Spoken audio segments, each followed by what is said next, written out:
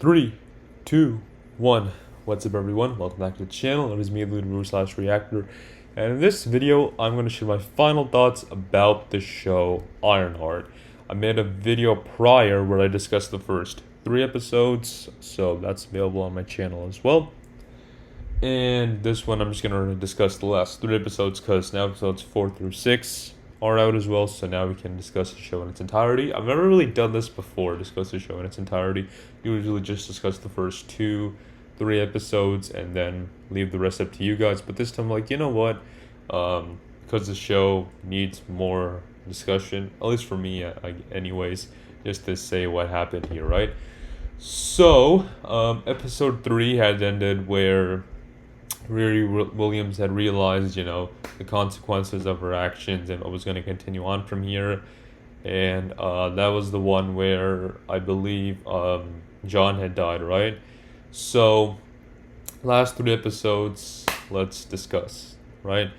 So, eventually, Joe does end up going to prison, right? Because it was found out that he was sort of the one, maybe, I guess, behind all of these criminal heists that I guess were happening, these little missions like Tunnel, and especially with the last one that was going on, because there was a connection between his technology and what was found at the crime scenes, I guess, and he was sort of the one left as the bait for the police officers to use and I guess arrest him, but it wasn't really his fault because Riri Williams was the one who was using his technology, and I guess parts of it were found left over. What else? Parker catches on, the Hood catches on, right, that Riri's acting a little bit nervous, and he does find out that she was the one behind John's death, right? Big turning point there. And he's like, you know what? I got plans for you, Riri, I'm not going to kill you directly because that would be way too easy and we got to continue things on from here. But instead, I'm going to have my crew try to kill you. And yeah, that just doesn't end up happening. She does get a lot of help from her. They did take over her suit, so she didn't have access to that. But I guess she used her smartness to get through this bad situation she was in. She's also trying to come clean with her mom, but does that really happen? I guess in some ways. She does pretty much explain everything that was happening, but boy, oh boy. A lot of craziness is going around here, right? And she was also trying to figure out where that piece from the Hood's suit came from, right? And maybe there was some magic behind it, because they tried to use they went to Joe's lab, right? And they figure out that this probably can't be some scientific element, right? Because it just appears and disappears. It's got to be something more magical. And I was wondering, why are they tying in magic to a technological show like this? But whatever, who cares, I guess. But no, instead they were like, all right, maybe she can convince her mom to take her to this ice cream place, look into some magic crystals and all that stuff. But nope. She finds out that magic is really real and there's parallel worlds out there, and we're just gonna toss it out there. You guys are aware of Doctor Strange, right? Master of the mystic arts, and it's crazy, I guess, because she ends up going to study magic stuff, I guess. It's weird. Who knows? Comertage is one of the schools I wanted to go into. That's crazy. Study mystical arts, all that stuff, and their idea is led to believe that maybe it might come from mythical figure like Dormammu, right? And that's what they're led to believe so far, right? Because he was about to take over Earth, right? But instead, I guess Doctor Strange stopped him, because before then, I think it was the actor playing a Mads Mikkelsen, right? He was the actor, right? I forgot. It was Caecilius, right? The guy who was playing, right? He was sort of acting as the puppet to prepare for Dormammu's arrival, but Doctor Strange had stopped him and confronted Dormammu millions of times, I guess, who knows, until eventually he had given up and left Earth. Anyway, so maybe they're like, or maybe it's Dormammu, maybe he's trying to come back again. Maybe that's who Parker is helping arrive, but it's not him. We know who it actually is.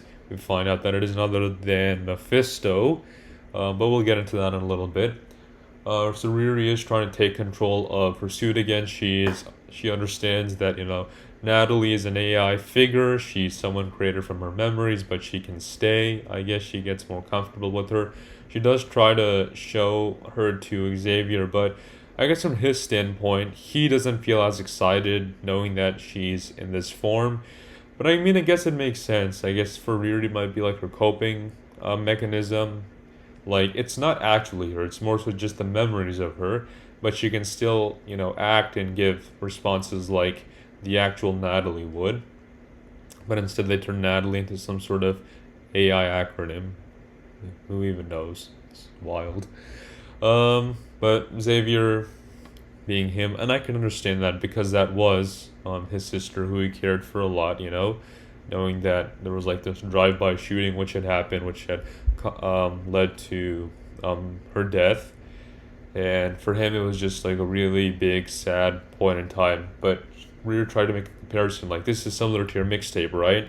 But Xavier's argument is like, no, it's not, because that was actually her voice, what she acts like, and this is just some sort of AI figure. It's not the real Natalie. Just delete it, and get rid of her. You say it's just her memory, so no way it can actually be her and do the things which my sister would actually want to do. So it's hard knowing that this was sort of the truth behind all of this. He eventually does try to end up warming up to her a little bit more, but it's hard, and I can understand that for Xavier. Again, like these characters I find pretty compelling and interesting from their points of view.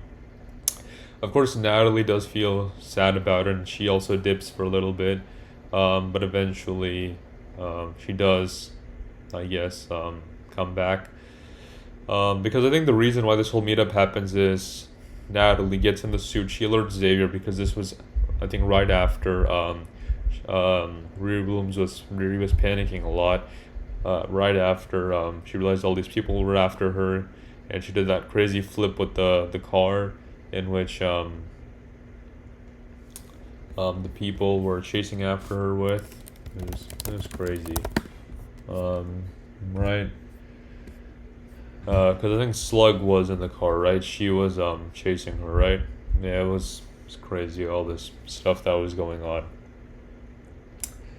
Anyways, so we did get some more light shed into how Parker had gotten in touch with Mephisto, because a couple while back, or some time back, he was going on this little heist mission with Parker,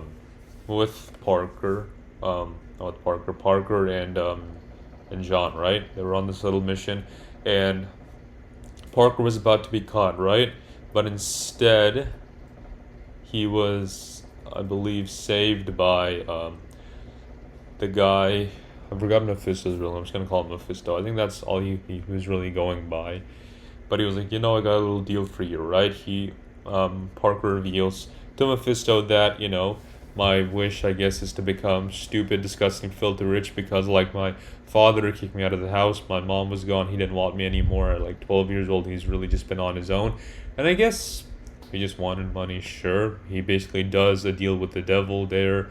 And he asks him, okay, what's it going to cost me? And Mephisto replies, oh, nothing you're really going to miss. But it does take away a lot of his humanity from his soul, the person that he really is. And he just goes through a lot of pain, within this process, right? And he does get, I guess, what he wants, but Mephisto realizes how ungrateful he is being, like, I gave you what you wanted, but a lot of close people, like John, had died. So he was like, all right, you know what, I want revenge. So he also does send Joe after Riri, right? Because he helps Joe get all the crazy upgrades that he wants, But Joe is like, all right, you know what, Riri, I'm not going to kill you, but I am going to give you a warning. Just get out of here, so that Parker can think that you're actually dead, so he won't come after you, and do this for everyone's survival, I guess. So yeah, a lot of tough stuff is happening here, but you know, Riri's thinking, all right, we need to get out of Chicago, we need to leave, but her mom was like, you know what, we have been running, or you've been running a lot, you've been freezing a lot, but now it's time to fight back, right? So now I think, okay, she's gonna have a little arc here. She's made mistakes, but now she's gonna, become a better person. And I was right. I did theorize it's similar to what I thought in the first 3 episodes, where she's probably not gonna become a good person like Iron Man, like stop a meteor from falling through the sky. And I'm not gonna discredit her for that, because something like that probably isn't happening. She's just only concerned about herself and the close community she's surrounded herself with. Yet, while she does try to cover it up for some of her small mistakes, she does, do more bad things along the way, like using magic with her suit. Okay, sure, whatever. But when they try to infuse all this happening, the AI connection, the suit, which is related to Natalie, right? The suit can't withstand both the magic and Natalie for some weird reason. The writers wanted it to happen, and she goes away, and it's sad to see it happen again. I think before this, she plays the memory she had with her father, which is a little property of Ironhead thing, I guess. And it's sad to see her go twice. Of course, the human version of her had already died, but seeing the AI version go again just makes it even more sad, But Riri's like, you know what? Enough is enough. I gotta, stop the hood from unleashing Mephisto onto this world. I don't know if that was actually the plan or not. Like, why is she so concerned about this? I guess she feels like it's her responsibility, or it's just the fact that she needs to protect her family. She needs to be the one in control of all this, so this is what needs to happen.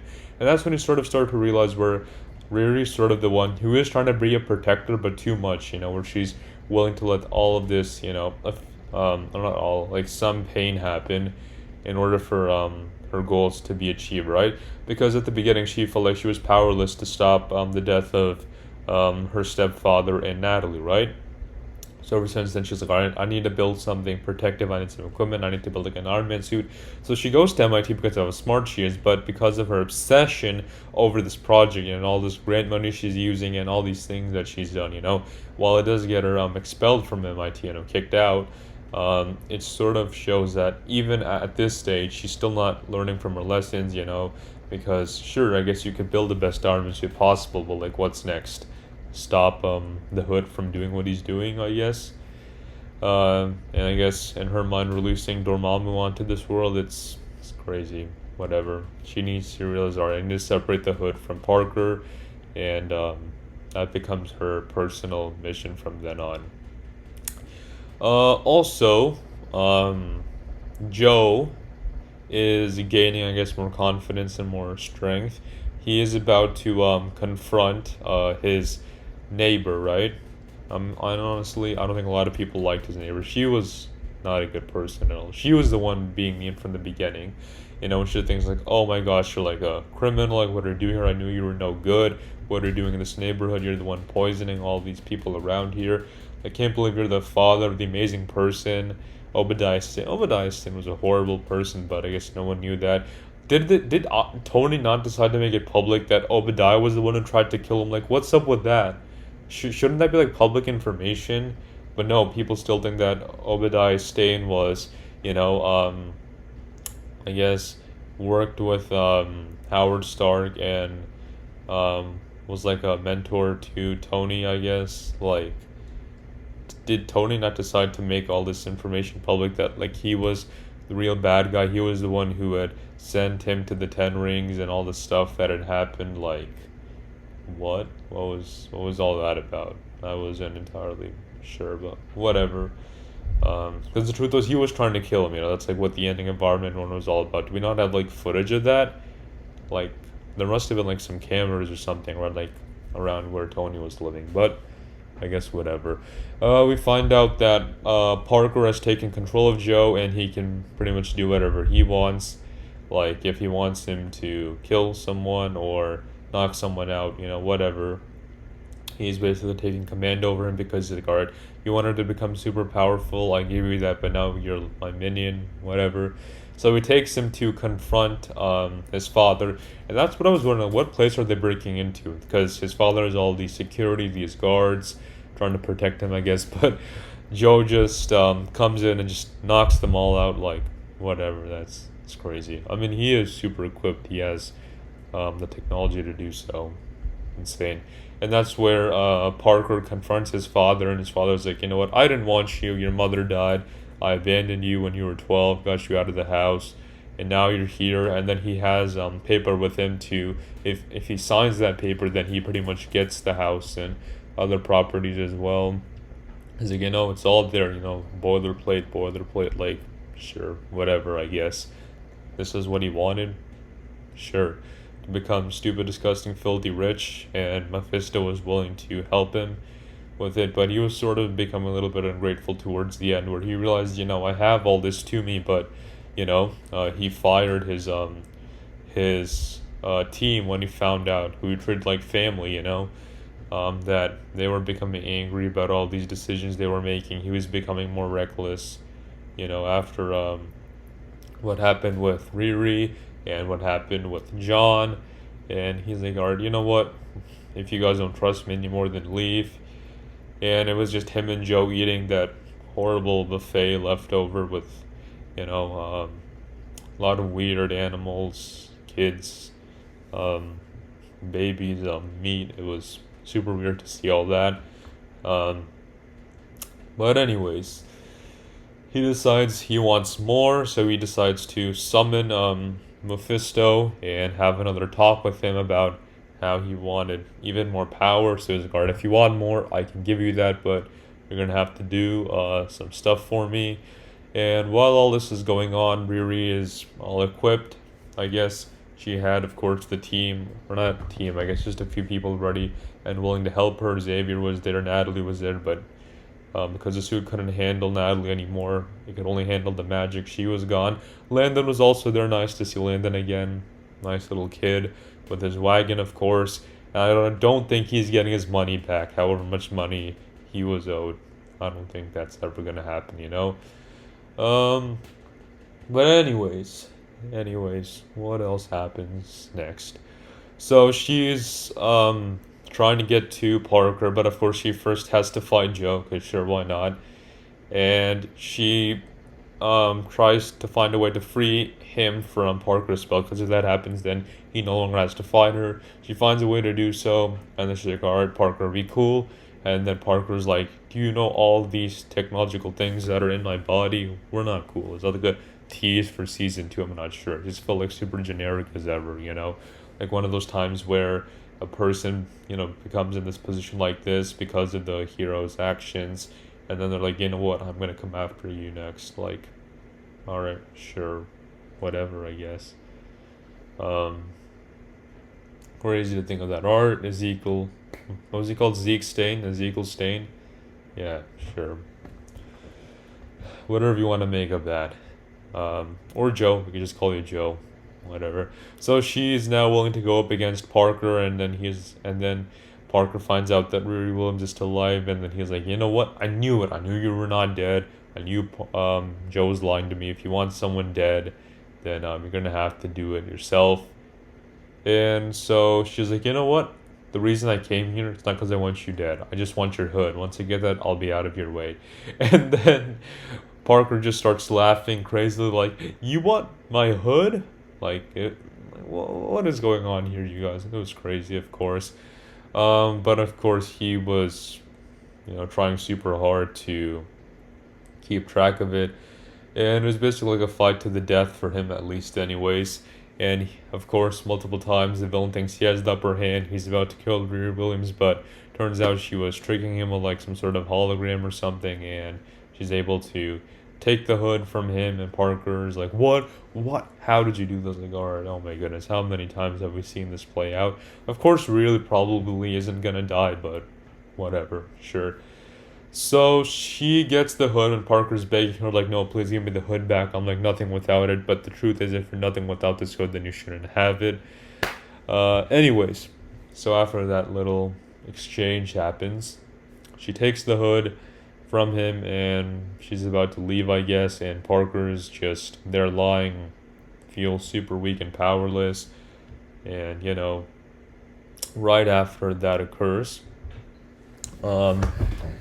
she gets to have a little discussion with Mephisto, and they all have like, or they have this little discussion at that same restaurant where he first met with Parker, and I'm assuming he reveals himself here that I can make a lot of people's dreams come true, and then she's like, all right, Dormammu, what do you want? And then he's like, what, you think I'm Dormammu? And he just starts making fun of him. I'm like, dude, Dormammu actually felt like this god, like this little beast. I mean, I guess you can make fun of him. I guess you're Mephisto. I'm not really sure how your powers would compare. I feel like you guys are just two different things, but whatever. Who knows?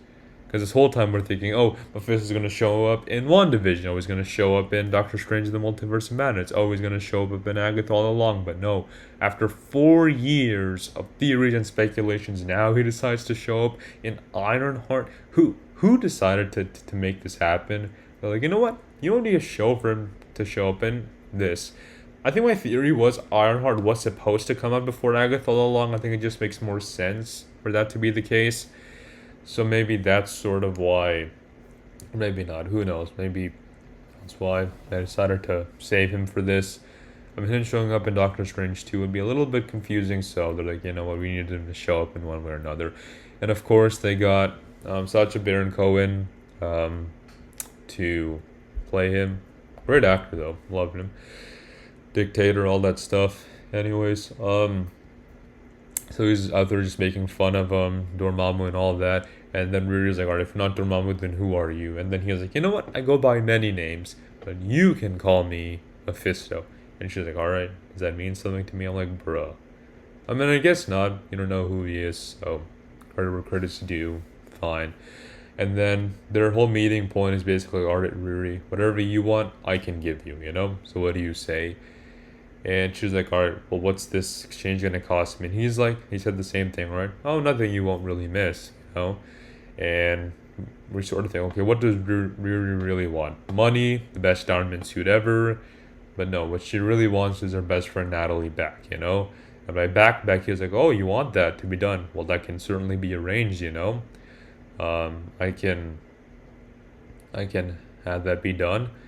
And we sort of see the visions of if this exchange were to happen, how would it pan out? Because it wouldn't be the AI version of Natalie to be back. It would be the her actual self to be back. Basically, bring back her soul, her body, all of those things, right? And Riri's sort of thinking about this decision where, okay, if she comes back, Riri herself might have to go through some of the pain, but would it be worth it to have her best friend back? How would Xavier feel about it? How would her mom feel about it? And how would these people think about all this from occurring? So it's interesting to think, I guess. I mean, it is a very interesting offer she has on the table. And what are sort of the implications of this exchange from happening? So Mephisto's like, all right, Riri, what do you say? And I think they're about to do the handshake deal. I don't know if they entirely go through with it, because in my opinion, maybe it's just like visions of showing what would happen if the deal did go through. So I'm not entirely sure about that. I guess that's just left for theory and speculation if we do end up getting a second season. And then we do get a post-credit scene around there where we see Parker. Of course, he wants all of his powers back. He's like, I heard that I could find some magic around here. And then that same girl who helped out Riri was like, oh yeah, sure, we got some magic, but he doesn't mean like, oh, nothing simple. I want something really, really magical to be done. I don't know what he's saying.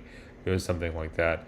Like, well, what if we do some little abracadabra? I'm like, bro, who wrote this? It's gotta be one of the most generic post-credit scenes I've seen. Like the ending of Captain America: Brave New World. Like, what are you gonna do when you find out that there's people from other worlds out there, and you have to fight them too, or something like that? It's weird. Well, whatever.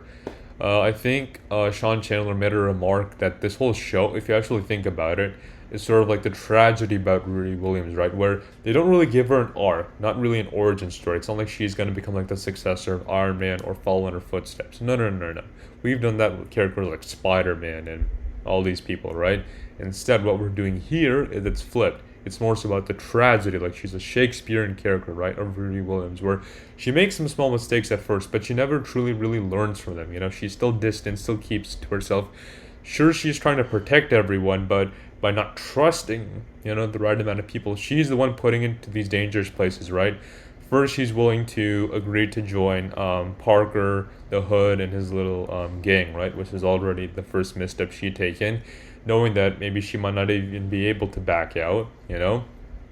What else? And then at the end, she makes an even dumber decision. She basically does a deal with the devil, in this case Mephisto, willing to bring back her best friend Natalie, even knowing that there could be serious implications here. She even mentioned that, oh, Parker must have been someone easy to manipulate, someone easy to lie to. That's probably why he agreed to all of this to happening. You literally did the same thing, and I can actually agree a little bit more for Parker because of his temptations, the situation that he was in. You know, he literally had nothing. Society pretty much left him on the streets, and he literally had to build his way up from from ground one, right? Or ground zero, whatever you want to call it, and work his way up from there, right? And so you're doing the same thing, but you have a lot. You have people who care for you. You have family. You have your society. You have like everything you could possibly want. Like, why are you doing this? I mean, I get why she feels sad, but you know, doing a deal like this is crazy. And I guess Mephisto is really good at manipulating people to do dumb decisions like these, and people not really worried about the toll it could take on them or their families. You know, because like Parker lost his like one of his best friends ever, John. Like, what do you think is gonna happen next? You know, so it's crazy, I guess. And every time she tries to fix her small mistakes, she does end up making bigger mistakes. So, yeah, that's pretty much how I would sum up Ironheart.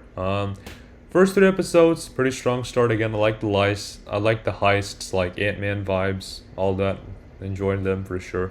The characters fairly interesting. We got more of their motivations and backstories with these latter three episodes.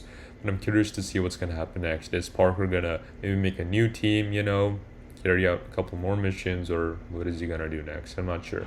And what was the point of doing all of these heists and missions in the first place? You know, just for the money, or like was it also about sending a message? Maybe that was it. Maybe he just didn't want to feel this lonely and have these people to surround himself with as well. You know, but because he fired them when he was eating all of that disgusting food, you know, I guess he did feel a little bit lonely. But I guess people did realize how Parker did do some dumb things and they didn't want to associate with him anymore, so maybe that's what happened towards the end. But man, if there's someone I do really feel bad about, it's gotta be Joe. He did make a dumb choice, I guess, when he was going to break out of prison, but when he realized that Riri had lied to him, that she had betrayed him, I guess he was willing to work with the Hood, with Parker. So yeah, I guess that's about that show, Ironheart. I think I've touched upon everything. And let me know what you guys thought of the show in the comments below, and how you would compare it to other MCU Disney Plus shows that have existed as well. My favorite shows, non-Disney Plus, I think I'd have to go with Agents of S.H.I.E.L.D., the OG. And within Disney Plus, of course, my favorites, I have a lot. I enjoyed Hawkeye, Moon Knight, Loki, WandaVision. Those are some of my faves. But you guys can let me know in the comments below.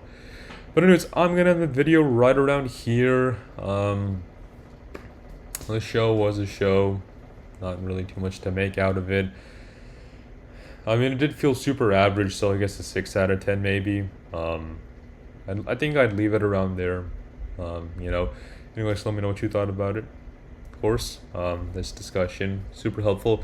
And the future of the MCU shows is whatever. I mean, this was, like, as I mentioned earlier, the last show pre-overhaul. Probably not the worst one made pre-overhaul.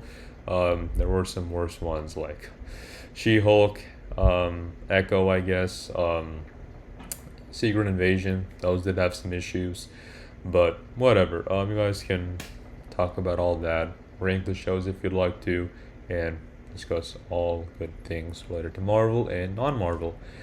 Anyway, you guys, the Good Voice Reactor is out. Take care, and I will see you guys next time.